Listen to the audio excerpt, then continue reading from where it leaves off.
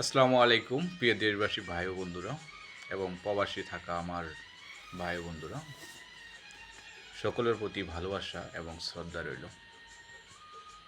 সকলকে জানাই পবিত্র ঈদুল আজহার শুভেচ্ছা। ঈদ মোবারক। দীর্ঘ 1 বছর পরে আমরা এই পবিত্র ঈদুল আজহাটি পেয়ে থাকি। সকলের জন্য শান্তিময় হোক ঈদ, সুস্থ সবলভাবে সকলেই তার মনের কুরবানিকে কুরবানি দিক।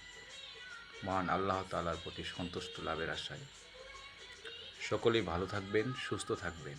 আর যারা শহর থেকে গ্রামে যাবেন, খুবই সাবধানে যাবেন। রাস্তাঘাট খুব সাবধানে চলাচল করবেন, যাতে করে কোনো প্রকার দুর্ঘটনার কবলে না পড়েন। সকলেই ভালো থাকবেন, সুস্থ থাকবেন। দেখা হবে ঈদের দিন মাঠে। আল্লাহ হাফেজ। ভালো থাকবেন।